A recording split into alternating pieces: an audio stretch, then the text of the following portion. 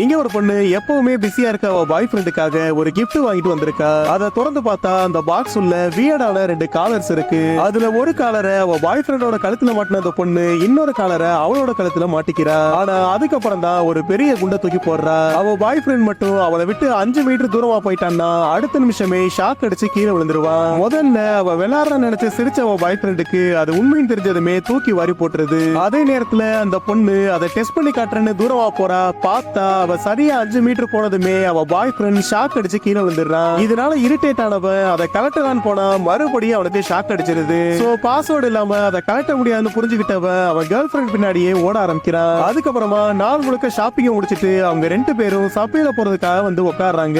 அப்ப கம்ப்ளீட்டா சாட்டிஸ்ஃபை ஆன அந்த பொண்ணு பாஸ்வேர்டை போடலான்னு போறா. பார்த்தா பாஸ்வேர்டு அவளுக்கே மறந்து போயிருது. அதே நேரத்துல ட்ரெயின் வந்துருது. அப்ப அவனை பிராங்க் பண்றேன்னு சொல்லாம அவ ட்ரெயின் உள்ள ஏறிடுறா. ஆனா அவன் நேரத்துக்கு வேகமா டோர் க்ளோஸ் ஆகி ட்ரெயின் மூவ் ஆக ஆரம்பிச்சிருது. அதை பார்த்து பதறி போனவன் ட்ரெயின் பின்னாடியே ஓட ஆரம்பிக்க கொஞ்ச நேரத்திலே ஷாக் அடிச்சு கீழே விழுந்துடுறான்.